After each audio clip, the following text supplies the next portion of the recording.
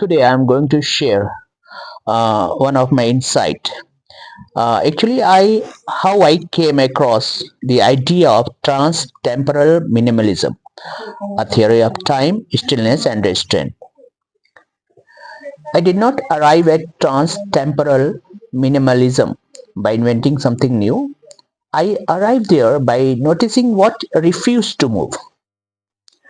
I was reading modernist poetry, especially T.S. Eliot, where time was where time was fragmented, broken, discontinuous, but something felt unresolved.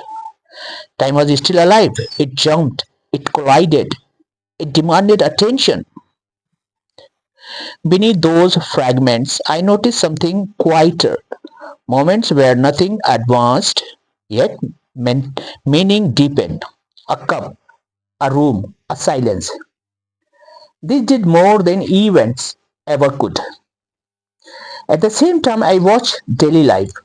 Calendars change, clock hurried, deadlines multiplied, but human experience did not keep pace. Grief lingered, memory repeated. A single sentence from years ago still shaped decision today. I realized something simple and unsettling. Time doesn't pass through us. We accumulate it. Moments don't disappear, they gather. Minimalism reduced language, but often flattened time. Modernists challenge continuity, but depended on density and cultural noise. Postmodernism played with meaning, but refused seriousness. What I was sensing needed something else. Not clever language, less language, not movement, stillness, not explanation, only object. Not time as a sequence, time as presence. That is when the phrase appeared, not as a theory, as a necessity, trans-temporal. Now this a word of two phrases came into existence because past, present, and future were appearing together in a single instant. Minimalism. Because only a few words could survive that pressure. That idea struck fully when I understood this. A moment doesn't end, it only gathers. From there, everything aligned.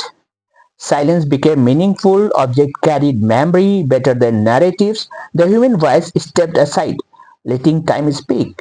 Language revealed itself as a provisional, useful, but never final.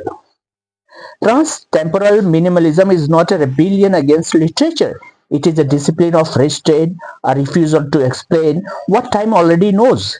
I stopped asking what happens next and began asking what is already there, waiting to be noticed. That is where the theory began. Think of writing not as a moving forward, but as a as standing still, long enough for time to gather around you. Stop chasing events, plot, explanation.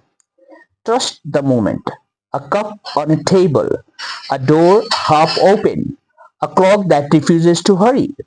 These are not small things. They are containers of centuries. You don't need many words.